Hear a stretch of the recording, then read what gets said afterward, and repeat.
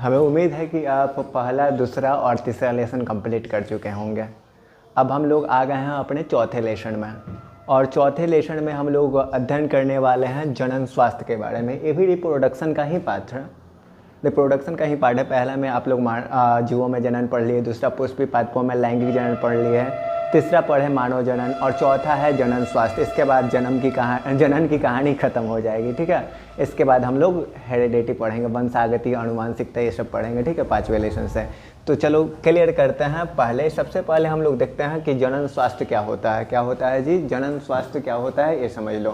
तो यहाँ पे आप याद रखना कि WHO के अनुसार, किसके अनुसार? WHO के अनुसार जनन स्वास्थ्य का अर्थ है जनन के सभी पहलुओं जैसे शारीरिक, भावनात्मक, व्यवहारात्मक और सामाजिक आदि की सकुशलता स्थिति को ही जनन स्वास्थ्य कहते हैं।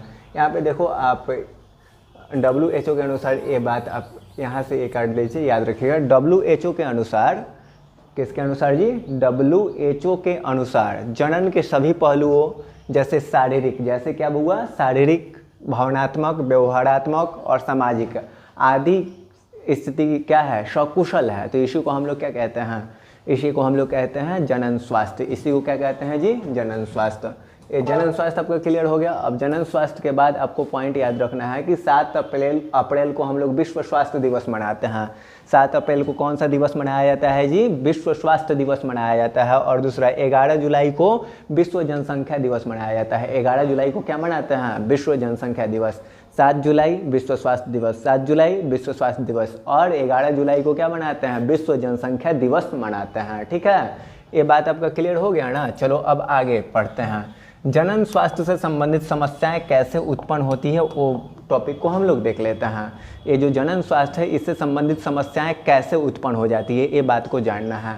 तो पहला है, जनन स्वास्थ्य संबंधी समस्याएं बाल विवाह के कारण उत्पन्न होती है। छोटे ही उम्र में बच्चों का शादी कर देने से उनके साथ जनन स्वास्थ्य संबंधी समस्याएं उत्पन्न हो जाती है।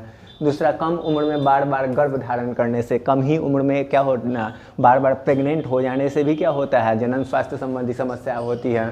जब डिलीवरी हो रहा होता है उस समय देखभाल की कमी से भी क्या होता है? जनन स्वास्थ्य संबंधी समस्याएं उत्पन्न हो सकती हैं। जननांगों की अस्वच्छता, कुछ लोग जननांग की अस्वच्छता के कारण, साफ सफाई ना करने की वजह से भी क्या होता है? जनन संबंधी समस्याएं उत्पन्न हो जाती है। शिशु मृत्यु दर, मातृ मृत्यु दर का अधिक होना, उसके बाद ऋतुस्राव संबंधी समस्याओं की समझ की कमी, उसके बाद जन्म नियंत्रण उपाय जैसे गर्भ निरोधकों संबंधी अज्ञानता, गर्भ निरोधक जो गोलियां होती है, गर्भ निरोधक उपकरण जो होते हैं, उनके समझ की कमी भी क्या है? उनमें मतलब उनकी अज्ञानता भी क्या करती है? ये उनकी अज्ञानता भी मजबूर हम लोगों को कर देती है जनन स्वास्थ्य संबंधी समस्याएं उत्पन्न करने में, ठीक है। इसके बाद यौन संचारित रोगों से संबंधित जानकारी का अभाव, ये क्या है? जनन स्वास्थ्य संबंधित समस्याएं उत्पन्न क्रिएट कर देते हैं। जनन स्वास्थ्य संबंधी क्या करते हैं? ये समस्याएं उत्पन्न करने का कार्य करते हैं। चलिए, इसके बाद हम लोग को जनन स्वास्थ्य संबंधी जो भी कार्य नीति सरकार के द्वारा लागू की गई, वो कौन कौन सी कार्य नीतियाँ है उसको देख लेते हैं, ठीक है। तो जनन स्वास्थ्य संबंधित कार्य नीतियाँ कौन कौन सी है? तो आप याद रखना, पहला है परिवार नियोजन कार्यक्रम। पहला कौन है जी? परिवार नियोजन कार्यक्रम। उसके बाद क्या है? राष्ट्रीय जनसंख्या नीति। उसके बाद है राष्ट्रीय ग्रामीण स्वास्थ्य मिशन। उसके बाद कौन सा सरकार के द्वारा लगाया गया? शहरी परिवार कल्याण योजना है। उसके बाद व्यापक टीकाकरण कार्यक्रम। उसके बाद जनन एवं बाल स्वास्थ्य सेवा कार्यक्रम। तो ये सब सरकार के द्वारा नीतियाँ चलाई गई, जिसके तहत क्या किया गया? जनन स्वास्थ्य संबंधी समस्याएं खत्म की गई। अब देखिए यहाँ पे परिवार नियोजन कार्यक्रम क्या है? परिवार नियोजन कार्यक्रम क्या है? तो आप याद रखना, यहाँ पे देखिए, परिवार नियोजन कार्यक्रम कब प्रारंभ हुआ था? तो 1951 में प्रारंभ हुआ था। कब प्रारंभ हुआ था जी? 1951 में।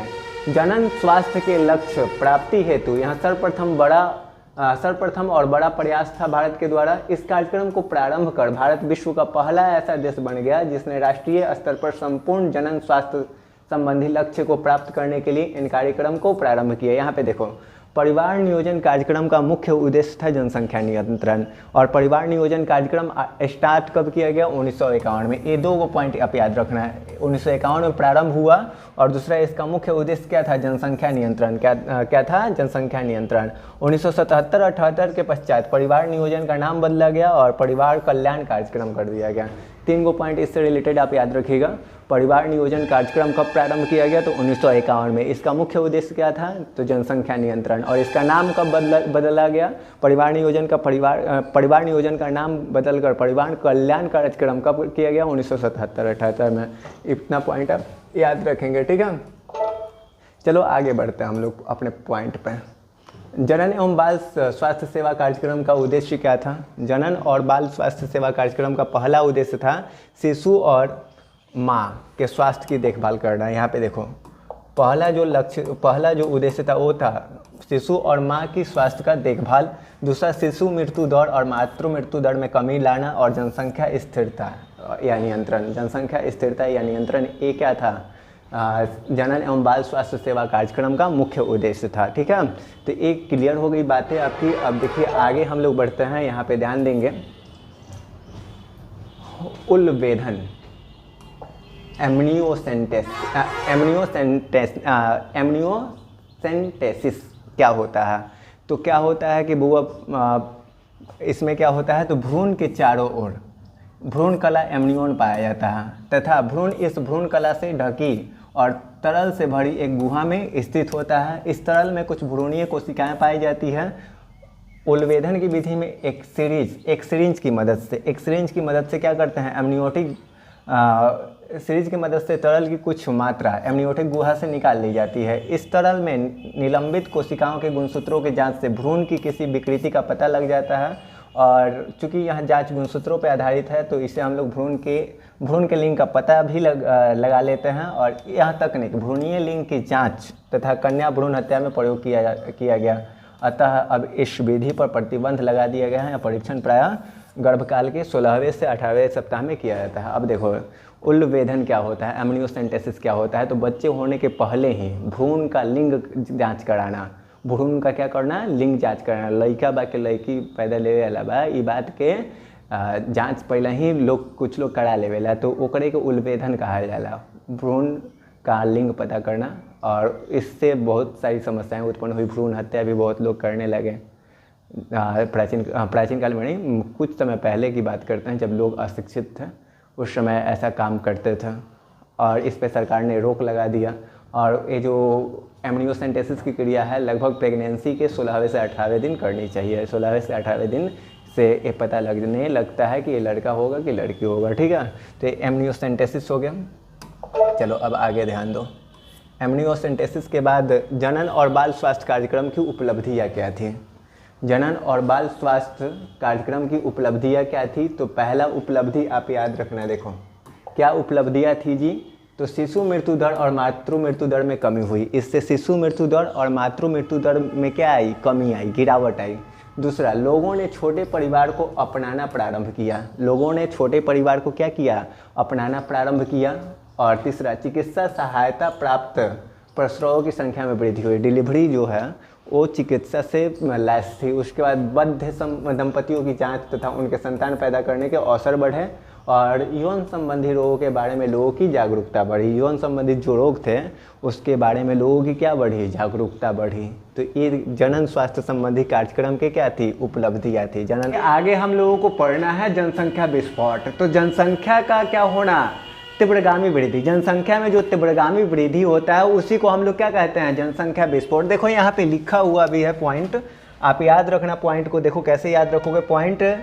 जनसंख्या विस्फोट क्या होता है? तो याद रखिएगा, अपेक्षाकृत कम समय में जनसंख्या में हुई तीव्र वृद्धि को ही हम लोग क्या कहते हैं? जनसंख्या विस्फोट कहते हैं। जनसंख्या का अपने आप ऑटोमेटिक बहुत ज़्यादा बढ़ जाना है। जैसे में हम लोग बात करते हैं कि हमारा देश जब स्वतंत्र हुआ था उस समय आबादी कितनी थी? 40 करोड़ थी। 1981 में कितना हो गया? 70 करोड़ हो गया। और 2011 में कितना हो गया? 121 करोड़। और अब हम लोग हो गए लगभग 140 करोड़। तो ये 40 करोड़ का सफ़र हम लोगों का 140 करोड़ हो गया है अब, और अभी तरातर बढ़ते जा रहा है। तो ये क्या है? जनसंख्या विस्फोट है। क्या है जी? जनसंख्या विस्फोट। अब विश्व भर में भारत का स्थान प्रथम हो गया है। भारत का जनसंख्या के मामले में क्या हो गया? स्थान प्रथम। अब चीन भी ससुरा पीछे चला गया है, आप ये याद रखिएगा। चीन दूसरा नंबर पे चला गया, भारत नंबर 1 हो गया देश, ठीक है। तो ये जनसंख्या विस्फोट आपको समझ में आ गया होगा। अपेक्षाकृत कम समय में जनसंख्या का ज़्यादा बढ़ जाना क्या कहलाता है? जनसंख्या विस्फोट कहलाता है। क्या कहलाता है जी? जनसंख्या विस्फोट। ये बात आपका क्लियर हो गया। चलो जनसंख्या विस्फोट हो गया, तो अब आगे तुम लोग यहाँ पे समझ लो जनसंख्या विस्फोट के क्या कारण है। जनसंख्या विस्फोट का कारण क्या है? तो पहला, जनसंख्या विस्फोट के निम्नलिखित कारण है। पहला, मृत्यु दर में आई निरंतर कमी। मृत्यु दर में क्या आ गया है? कमी आ गया है। दूसरा, मातृ मृत्यु दर में भी कमी, शिशु मृत्यु दर में कमी। उसके बाद जनन आयु वाले व्यक्तियों की संख्या में वृद्धि। जनन करने वाले व्यक्तियों की संख्या बढ़ गई है, प्लस में शिशु मृत्यु दर, मातृ मृत्यु दर, ये सब क्या हो गया है? कम हो गया है। ये सब क्या हो गया है? कम। और यही कारण है जनसंख्या विस्फोट का। यही कारण क्या है जी? जनसंख्या विस्फोट का है। तो ये आपका जनसंख्या विस्फोट वाला टॉपिक आपका क्लियर हो गया। अब देखिए जनसंख्या विस्फोट के दुष्परिणाम क्या हो सकते हैं। जनसंख्या विस्फोट का पहला दुष्परिणाम है शिक्षा व्यवस्था की समस्या। ये जो जनसंख्या विस्फोट है, इसका पहला दुष्परिणाम क्या है? शिक्षा व्यवस्था की समस्या। दूसरा है रोजगार की समस्या। दूसरा क्या है जी? रोजगार की समस्या। और तीसरा जो समस्या है वो खाद्यान्न आपूर्ति की समस्या है। उसके बाद निर्धनता, स्वास्थ्य एवं चिकित्सा सेवा संबंधी समस्याएं उत्पन्न हो जाती है। तो ये क्या है? जनसंख्या विस्फोट के दुष्परिणाम है। इस जनसंख्या विस्फोट के कारण क्या क्या कमियां आ रही है, क्या क्या दुष्परिणाम इसके निकल के आ रहे हैं। तो शिक्षा व्यवस्था चरमरा गया है, शिक्षा व्यवस्था की समस्या है। बिहार में देख लीजिए आबादी बहुत ज़्यादा है, उसके अनुपात के हिसाब से टीचरों की संख्या स्कूल में नहीं है। एक टीचर 100 स्टूडेंट को संभाल रहा है, ऐसा केस आ रहा है। ऐसे देखना चाहिए तो एक टीचर 30 स्टूडेंट को एक क्लास में पढ़ा सकते हैं, ऐसा ये रेशियो होना चाहिए। लेकिन क्या है बुआ, शिक्षा व्यवस्था की समस्या जनसंख्या विस्फोट के कारण उत्पन्न हुई है। दूसरा क्या है? रोजगार की समस्या। बिहार में पूरी बेरोजगारी है।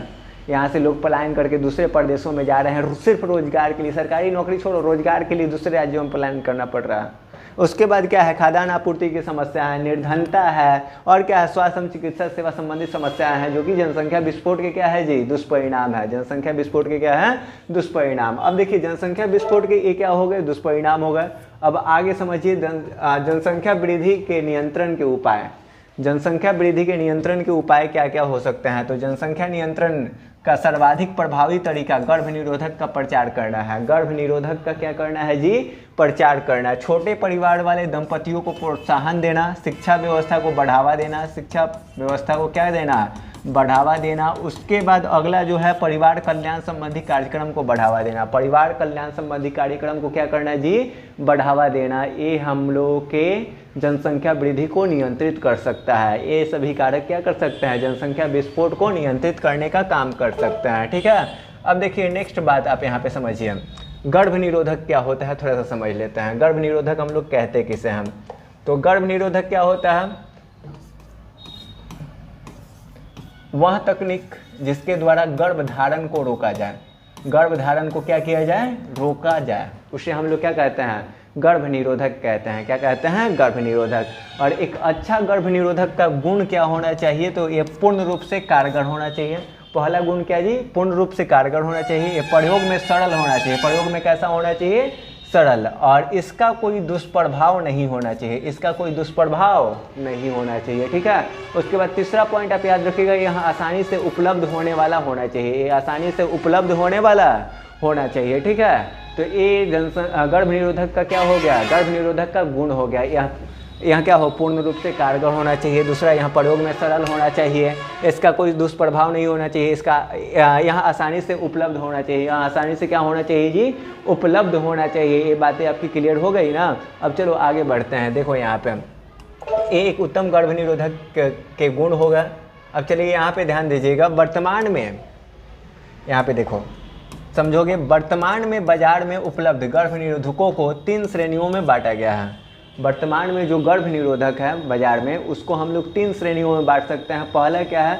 प्राकृतिक विधि। पहला क्या है? प्राकृतिक विधि, नेचुरल मेथड। दूसरा क्या है? रोधक विधि, रोधक विधि। उसके बाद अंतः गर्भाशयी युक्तियाँ, उसके बाद क्या है गोलियाँ है, उसके बाद शल्य क्रिया विधियाँ या बंध्याकरण, शल्य क्रिया विधि या बंध्याकरण। ये 5 तरीके हैं जिसके थ्रू हम लोग गर्भ निरोधक कर सकते हैं, गर्भ निरोधन कर सकते हैं। गर्भ निरोधन की 5 विधियाँ हैं। पहला प्राकृतिक विधि, दूसरा रोध रोधक विधि, तीसरा अंतः गर्भाशयी युक्तियाँ, उसके बाद गोलियाँ, शल्य क्रिया विधियाँ या बंध्याकरण। ये क्या है गर्भ निरोधन के प्रकार है। क्या है गर्भ निरोधन के प्रकार। अब देखो गर्भ निरोधन में जो पहला हम लोग पढ़े हैं प्राकृतिक विधि, इसको समझते हैं। प्राकृतिक विधि में क्या होता है यहाँ पे समझो।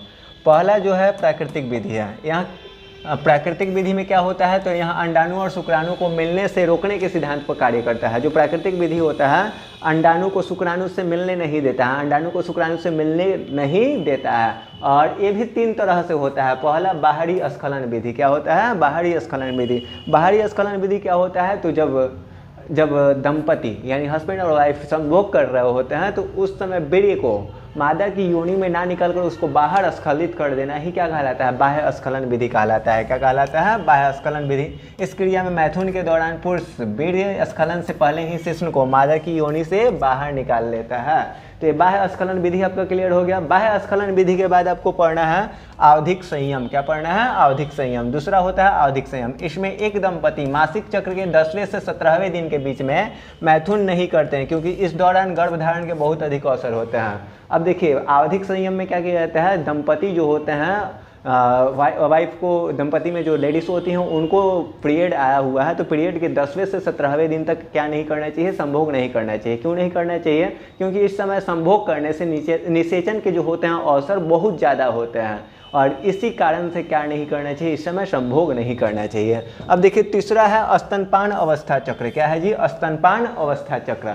स्तनपान अवस्था चक्र में आप याद रखेंगे प्रसव पश्चात माँ जब तक शिशु को स्तनपान कराती है तब तक ऋतुस्राव चक्र या अंडोत्सर्ग का आरंभ नहीं होता और यह विधि लगभग 6 माह तक कारगर मानी जाती है।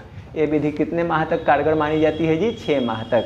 स्तनपान अनावर्त चक्र में क्या होता है जी जो जब एक माँ जो होती है बच्चे को जन्म देती है तो 6 महीने तक मासिक चक्र नहीं आता है, उसके बाद अंडोत्सर्ग नहीं होता है, उस समय संभोग करना सेफ माना जाता है। उस समय बच्चे मतलब संभोग करने से निषेचन की क्रिया नहीं हो पाती है और बच्चे भी मतलब वो जो माँ होती है प्रेग्नेंट नहीं हो पाती है। ठीक है तो ये 6 महीने का गैप होता है, इसको स्तनपान अनावर्त चक्र कहते हैं। ठीक है तो ये प्राकृतिक विधि आपको समझ में आ गया। प्राकृतिक विधि के बाद देखिए दूसरा पढ़ना है रोधक विधियाँ। कौन सा पढ़ना है जी रोधक विधि।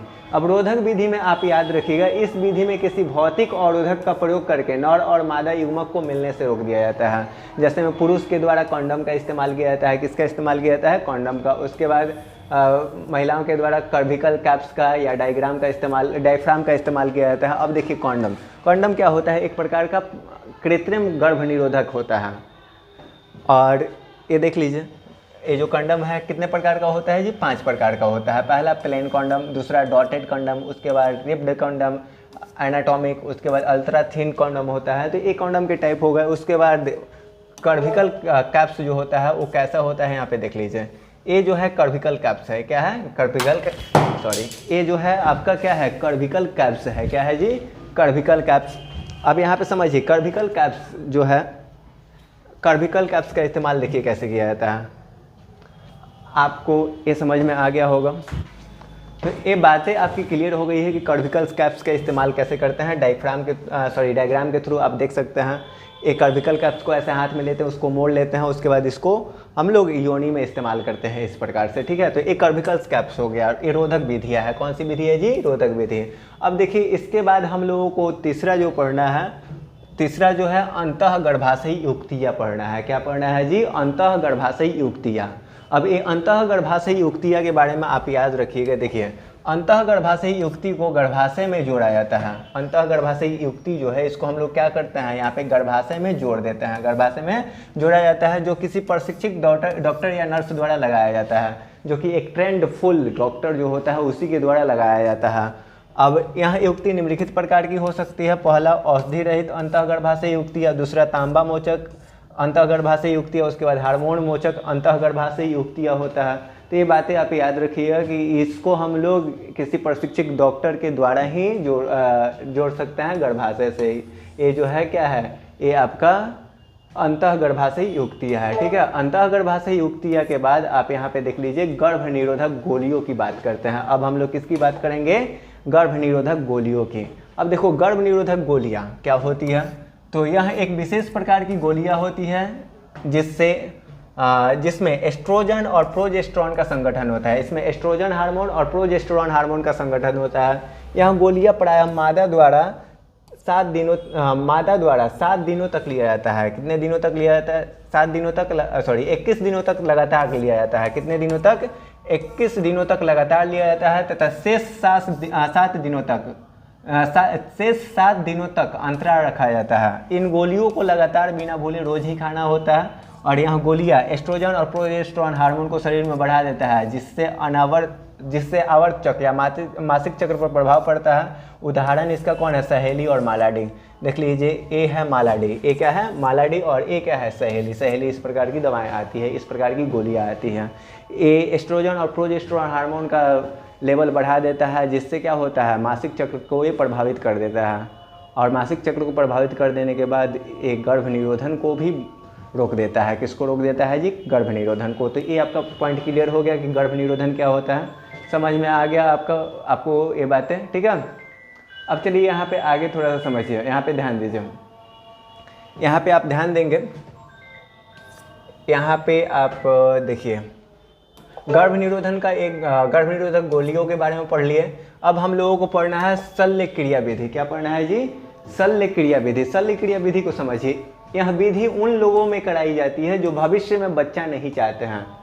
ये विधि शल्य क्रिया विधि कैसे लोगों में कराई जाती है? जो भविष्य में कभी बच्चा नहीं चाहते हैं। भविष्य में क्या नहीं चाहते हैं जी? बच्चा नहीं चाहते हैं। इस विधि को बंध्याकरण भी कहते हैं।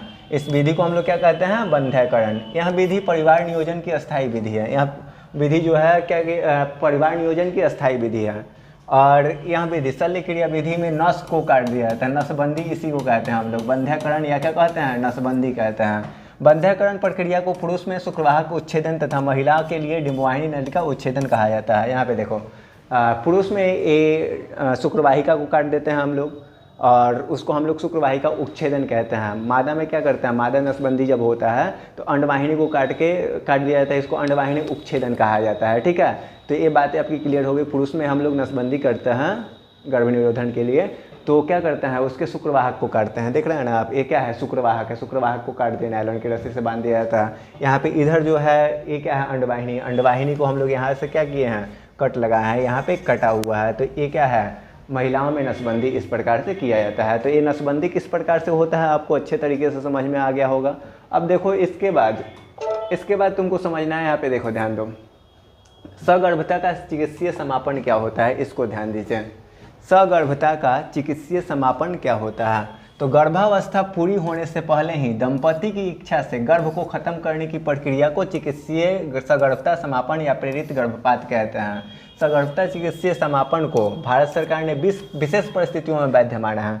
अब देखो कोई महिला गलती से प्रेग्नेंट हो गई तो वो उस प्रेगनेंसी को खुद ब खुद ख़त्म करती है, तो इसी को सगर्भता का चिकित्सीय समापन कहा जाता है। इसको प्रेरित गर्भपात भी कहते हैं। क्या कहते हैं? प्रेरित गर्भपात। और इसको ना आप याद रखना कि भारत सरकार विशेष परिस्थिति में क्या माना है? वैध माना है। पहला, स्त्री की इच्छा से सगर्भता। यदि स्त्री चाहती है, महिला पार्टनर चाहती है कि सगर्भता का समापन किया जाए तो ही हो सकता है। दूसरा, गर्भ निरोधक साधनों का असफल होने के कारण, गर्भ निरोधक जो साधन होते हैं उसके असफल हो जाने के कारण हम लोग इस विधि को अपना सकते हैं। तीसरा, अनचाहे गर्भधारण को भी अनचाहे गर्भधारण में भी एमटीपी अपनाया जा सकता है। उसके बाद बलात्कार के केस में भी हम लोग एमटीपी अपनाते हैं। बलात्कार के केस में भी क्या करते हैं? एमटीपी को अपनाया जाता है। अब देखिए, भारत सरकार ने एमटीपी के दुरुपयोग को रोकने के लिए सन 1971 में एमटीपी को कानूनी स्वीकृति प्रदान कर दी थी। इसी कारण लिंग परीक्षण पर रोक लगा दिया गया और कन्या भ्रूण हत्या पर नियम बनाया गया। यहाँ पे देखो, एमटीपी को सरकार ने 1971 रूप में कानूनी रूप से बैंड कर दिया और इसी के बाद इस पे कानून बनाया गया, कन्या भ्रूण हत्या को भी रोका गया। तो ये बात आप याद रखेंगे, ठीक है। एमटीपी क्या होता है आपको समझ में आ गया। अनचाहे गर्भधारण को क्या करना? महिला की इच्छा से समाप्त करना। प्रेगनेंसी को महिला की इच्छा से समाप्त करना ही सगर्भता का चिकित्सीय समापन कहलाता है, ठीक है। एमटीपी आपको समझ में आ गया। अब देखिए एमटीपी के बाद आपको क्या पढ़ना है, यहाँ पे ध्यान दो। यौन संचारित या लैंगिक संचारित रोग क्या होता है, यहाँ पे समझ लीजिए आप। यौन संचारित या लैंगिक संचारित रोग क्या होता है, तो वे रोग जो संभोग के समय यौन संबंधों द्वारा एक व्यक्ति से दूसरे व्यक्ति में संचारित होता है, उन्हें यौन संचारित या लैंगिक संचारित रोग कहते हैं। यौन संचारित या क्या कहते हैं, लैंगिक संचारित रोग कहते हैं। यहाँ पे आपको ये बात समझ में आ गया, वे रोग जो संभोग के समय यौन संबंधों द्वारा एक व्यक्ति से दूसरे व्यक्ति में संचारित होता है। आप नॉर्मली ऐसे कह सकते हैं कि संभोग से जो रोग फैलता है, संभोग के भोग से जो रोग फैलता है उसको हम लोग यौन संचारित रोग कहते हैं। और यौन संचारित रोग को हम लोग गुप्त रोग भी कहते हैं। क्या कहते हैं, गुप्त रोग भी कहते हैं, ठीक है। संभोग, यहाँ पे देखो ये संभोग के समय यौन संबंधों के द्वारा एक व्यक्ति से दूसरे व्यक्ति में जो संचारित रोग होता है उसको यौन संचारित रोग कहते हैं। और यौन संचारित रोग को गुप्त रोग भी कहा जाता है। अब यौन संचारित रोग जो होते हैं कौन कौन होते हैं उसको देख लीजिए। पहला विषाणु द्वारा जो फैलता है वो है पहला एड्स। क्या है बुआ, एड्स। एड्स क्या होता है, विषाणुओं द्वारा फैलता है। एड्स जो होता है विषाणुओं द्वारा होता है। एड्स रोग प्रतिरक्षा तंत्र को क्या कर देता है, कम कर देता है। एड्स रोग में क्या होता है, प्रतिरक्षा तंत्र कमज़ोर हो जाता है। यहाँ HIV विषाणु के कारण होता है, human immuno deficiency virus.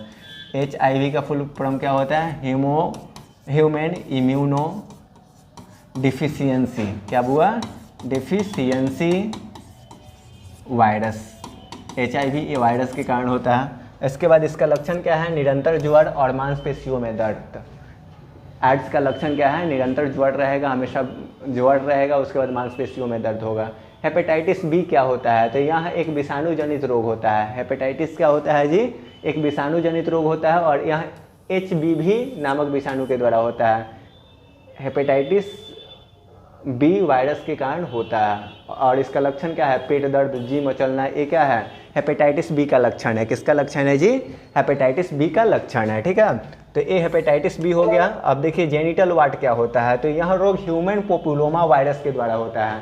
Genital वाट की बात करते हैं तो ये किसके कारण होता है, ह्यूमन पोपुलोमा वायरस द्वारा होता है। इसका लक्षण क्या है, तो पुरुषों के शिश्न और स्त्रियों के लेबिया, योनि और गर्भाशय में मस्से बन जाते हैं। पुरुषों के शिश्न पर मस्से बनने लगते हैं। उसके बाद ये जो स्त्रियां होती हैं उनकी लेबिया, योनि में क्या मस्से बनने लगते हैं जेनिटल वाट में। और ये पोपुलोमा वायरस के कारण होता है, ह्यूमन पोपुलोमा पेपिलोमा वायरस के कारण होता है, ठीक है। अब चलो आगे देखो, यहाँ पे आपका हो गया विषाणु जनित रोग। विषाणु जनित रोग हो गया ना, एड्स। और जीवाणु जनित रोग क्या होता है, यहाँ पे देखो विषाणु जनित रोग के बाद जीवाणु जनित रोग में पहला आता है सुजाक। क्या आता है, सुजाक। यहाँ रोग जीवाणुओं द्वारा होता है। सुजाक रोग नाइसेरिया गोनोरिया नामक जीवाणु के कारण होता है। जो सुजाक रोग होता है किसके कारण होता है, नाइसेरिया गोनोरिया नामक जीवाणु के कारण होता है। किसके कारण होता है, नाइसेरिया गोनोरिया नामक जीवाणु के कारण होता है। और इसका लक्षण क्या है, मूत्र त्याग के समय जलन होगा। मूत्र त्याग के समय क्या होगा, जलन होगा। उसके बाद दूसरा है आपका सिफिलिस। सुजाक के बाद क्या है, सिफिलिस। सिफिलिस भी यौन संचारित रोग है जो कि ट्रेपोनोमा पेलिडम जीवाणु के कारण होता है। किसके कारण होता है, ट्रेपोनोमा पेलिडम जीवाणु के कारण होता है।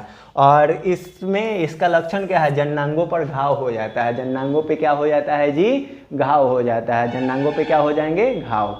अब देखो आगे यहाँ पे समझोगे ये विषाणु जनित और जीवाणु जनित रोग होगा। अब आगे हम लोगों को पढ़ना है बंध्यता। बंध्यता क्या होता है, इनफर्टिलिटी क्या होता है, इनफर्टिलिटी क्या होता है। तो अब आप याद रखिएगा, यहाँ पे ध्यान दीजिए, यदि कोई दंपति गर्भ धारण नहीं कर पाता है तो उसे बंध्यता या बांझपन कहा जाता है। यदि कोई दंपति गर्भ धारण नहीं कर पाता है तो इसी को हम लोग बंध्यता कहते हैं, या तो क्या कहते हैं, बांझपन कहते हैं। कुछ विशेष तकनीकी जैसे सहायक जनन प्रौद्योगिकी द्वारा बंध्यता को सही किया जा सकता है, ठीक है। बंध्यता क्या है, बच्चे ना हो पाने की स्थिति है। अब देखो इसके बाद इसके लिए देखो यहाँ पे बंध्यता को दूर करने के निम्नलिखित विधियाँ हैं। पहला परखनली शिशु, पहला हम लोग क्या अपना सकते हैं, परखनली शिशु। दूसरा युग्मक अंतः फैलोपियन स्थानांतरण अपना सकते हैं। तीसरा अंतः कोशिकीय शुक्राणु निक्षेपण अपना सकते हैं विधि। उसके बाद कृत्रिम वीर्यसेचन करवा सकते हैं। सरोगेट माँ का इस्तेमाल कर सकते हैं, ठीक है। बंध्यता के केस में हम लोग 5 विधियों को अपना सकते हैं। इन 5 विधियों को हम लोग अच्छे तरीके से समझ लेते हैं, ठीक है, ताकि आपके लिए ये आसान हो जाए। यहाँ पे ध्यान दो, पहला क्या है, परखनली शिशु है। परखनली शिशु में हम लोग क्या करते हैं, थोड़ा सा बात को गौर से ध्यान देना। परखनली शिशु इन विट्रो फर्टिलाइजेशन, IVF इसको शॉर्ट में कहते हैं, ठीक है। आप याद रखना यह विधि, इस विधि में शुक्राणु और अंडाणु के मध्य निषेचन की क्रिया शरीर के भीतर जैसी परिस्थिति में ही शरीर के बाहर टेस्ट ट्यूब में कराई जाती है। इस विधि में पत्नी या दाता स्त्री के अंडाणु तथा पति और दाता पुरुष के शुक्राणु को प्रयोगशाला में ले जाकर निषेचन कराया जाता है, जिससे जाइगोट और इग्यूनज का स्थानांतरण पत्नी में कर दिया जाता है। अब देखो यहाँ पे, यहाँ से ए सिरिंज की मदद से हम लोग क्या किए, इनका अंडाणु निकाले महिला का, और यहाँ पे हम लोग इसमें शुक्राणु लिए हुए हैं। क्या लिए हुए हैं? शुक्राणु। शुक्राणु ए परखनली में शुक्राणु देखो यहाँ पे, इसमें है शुक्राणु, इस परखनली में क्या है? शुक्राणु, और इसमें क्या है? अंडाणु। और इन दोनों को मिला दिए, इन दोनों को क्या किए? मिला दिए और निषेचन कराया। शरीर के जैसे शरीर के अंदर जैसी परिस्थितियाँ होती है उस परिस्थिति में क्या कराया? निषेचन। और निषेचन कराने के बाद हम लोग क्या किए? इस निषेचन कराने के बाद जो युग्मनज बना उनको जो स्त्री होती हैं उनमें स्थानांतरित कर दिया जाता है। जो पत्नी स्त्री होती हैं उनमें हम लोग क्या कर देते हैं? स्थानांतरित कर देते हैं। और उसके बाद जो बच्चे जन्म लेते हैं उनको हम लोग क्या कहते हैं? परखनली शिशु कहते हैं जी। क्या कहते हैं? परखनली शिशु। तो ये परखनली शिशु आपका क्लियर हो गया ना। परखनली शिशु में क्या होता है? नॉर्मली हम लोग जो दाता स्त्री होती हैं उनका अंडाणु लेते हैं परखनली में, और दूसरा हम लोग दाता पुरुष के शुक्राणु को लेते हैं। दोनों को मिला के शरीर की जैसी ही स्थिति में हम लोग निषेचन कराते हैं। यहाँ पे निषेचन हो गया, तो निषेचन होने के बाद जाइगोट जो बनता है उसको पत्नी स्त्री के गर्भ में डाल दिया जाता है। उसके बाद अंदर ही बच्चे पैदा होते हैं। इनको हम लोग कहते हैं टेस्ट ट्यूब बेबी। क्या कहते हैं? टेस्ट ट्यूब बेबी, ठीक है। टेस्ट ट्यूब बेबी या परखनली शिशु, ठीक है। ये परखनली शिशु आपको समझ में आ गया। दूसरा क्या है? युग्मक अंतः फैलोपियन स्थानांतरण। युग्मक अंतः फैलोपियन स्थानांतरण, इसमें क्या होता है? तो यह उन महिलाओं के लिए अधिक उपयोगी होता है जिनमें अंडाणु का निर्माण नहीं होता है। जिनमें किसका निर्माण नहीं होता है जी? अंडाणु का निर्माण नहीं होता है, लेकिन निषेचन तथा भ्रूण बदलाव में सक्षम होती है। लेकिन निषेचन तथा किसमें सक्षम होती है? भ्रूण बदलाव में वे सक्षम होती है। इसमें दाता स्त्री के अंडाणु को स्त्री के अंडवाहिनी में स्थानांतरित कर दिया जाता है। दाता स्त्री के अंडाणु को हम लोग जो स्त्री होती हैं उनके अंडवाहिनी में स्थानांतरित कर देते हैं। अब देखिए, एक किसी और स्त्री का अंडाणु निकाला गया है, ठीक है, और ये जो महिला है इनमें अंडाणु का निर्माण नहीं हो पा रहा है। अंडाणु का निर्माण नहीं हो पा रहा है, तो इनको हम लोग ये जो अंडाणु है इसको सिरिंज की मदद से इनके हम लोग अंडवाहिनी में डाल देंगे। उसके बाद इधर से स्पर्म जाएगा, निषेचन होगा, इनमें भी बच्चे पैदा हो जाएंगे। तो कुछ महिलाओं में क्या होता है कि अंडाणु का निर्माण हो ही नहीं पाता है, तो वैसे महिलाओं के लिए इस विधि का इस्तेमाल करते हैं युग्मक अंतः फैलोपियन स्थानांतरण। क्या इस्तेमाल करते हैं जी? युग्मक अंतः फैलोपियन स्थानांतरण। ये किसके लिए उपयोगी है? तो वैसी महिलाओं के लिए उपयोगी है जिनमें अंडाणु नहीं बनता है। अंडाणु नहीं बनेगा तो निषेचन नहीं होगा, निषेचन नहीं होगा तो बच्चे नहीं होंगे। और वैसी स्थिति में हम लोग क्या करते हैं? दाता स्त्री का ओवम लेते हैं और इनके अंडवाहिनी में डाल देते हैं। अब आसानी से इनमें निषेचन की क्रिया हो जाएगी। निषेचन हो जाने के बाद युग्मनज बनेगा, युग्मनज से भ्रूण बनेगा, भ्रूण से शिशु बनेगा, वहीं शिशु आगे चल के सुसु करेगा। ये आपका क्लियर हो गया ना। युग्मक अंतः फैलोपियन स्थानांतरण, युग्मक अंतः फैलोपियन स्थानांतरण, ये टॉपिक आपका एकदम क्लियर हो गया होगा। अब देखो, युग्मक अंतः फैलोपियन स्थानांतरण के बाद तीसरा विधि होता है, यहाँ पे देखो, अंतः कोशिकीय शुक्राणु निक्षेपण। अंतः कोशिकीय शुक्राणु निक्षेपण, इससे शुक्राणु को सीधे अंडाणु के अंदर प्रवेश करा दिया जाता है। इस विधि में या इसमें शुक्राणु हम लोग दाता पुरुष का शुक्राणु लेते हैं और इनके सीधे हम लोग इनके अंडाणु में, यहाँ पे जो अंडाणु आया हुआ है उसमें हम लोग सीधे क्या करेंगे? सिरिंज की मदद से प्रवेश करवा देंगे। और इसको हम लोग क्या कहते हैं? अंतः कोशिकीय शुक्राणु निक्षेपण कहते हैं। इसको जी हम लोग क्या कहते हैं? अंतः कोशिकीय शुक्राणु निक्षेपण कहते हैं। ये भी बंध्यता को दूर करने का एक प्रकार है। बंध्यता को दूर करने का ये भी एक क्या है? विधि है, ठीक है। इसके बाद हम लोग पढ़ेंगे, देखो क्या, इसके बाद हम लोग पढ़ेंगे, चौथा है कृत्रिम वीर्यसेचन। क्या हो गया जी? अगला जो हम लोगों को पढ़ना है, क्या पढ़ना है? कृत्रिम वीर्यसेचन पढ़ना है। अब देखो, कृत्रिम वीर्यसेचन क्या होता है? तो यह विधि उन नरों में उपयोग की जाती है जो प्राकृतिक रूप से स्त्री की योनि में वीर्य नहीं पहुंचा पाते या जिनके वीर्य में शुक्राणु नहीं होता है। इस विधि में पति या स्वस्थ दाता के वीर्य को स्त्री की योनि या गर्भाशय में प्रवेश करा दिया जाता है।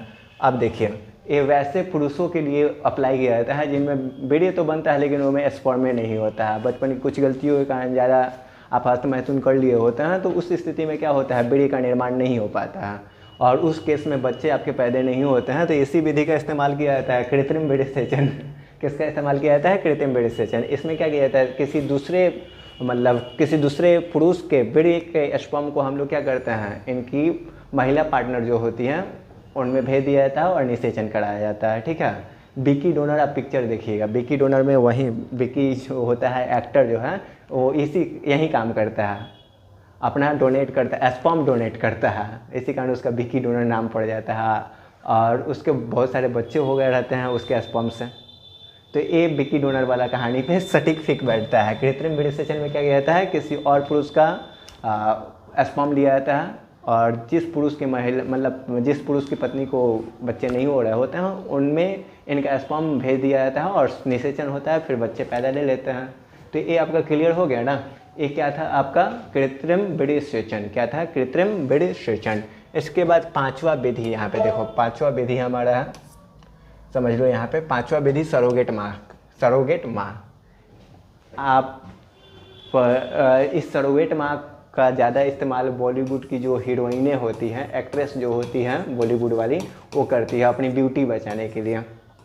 ये जो बॉलीवुड एक्ट्रेस होती हैं वो किसका इस्तेमाल करती है, सरोगेट माँ का। अब देखो वो लोग करती क्या है, तो कुछ स्त्रियों में अंडाणु का निषेचन होता है किंतु कुछ कारणवश भ्रूण का परिवर्धन नहीं हो पाता है। उस अवस्था में स्त्री के अंडाणु उसके पति के शुक्राणु का कृत्रिम रूप से निषेचन कराया जाता है तथा भ्रूण को 32 कोशिकीय अवस्था में दूसरी इच्छुक स्त्री के गर्भाशय में रोपित कर दिया जाता है। इस स्त्री को हम लोग सरोगेट माँ कहते हैं। क्या कहते हैं, सरोगेट माँ। अब देखो मान लीजिए ये जो भाई साहब हैं इनकी पत्नी ये है और ये चाहती हैं कि हमारा बच्चा तो हो लेकिन गर्भधारण हम ना करें, हमारा बच्चा तो हो लेकिन गर्भधारण हम लोग ना करें।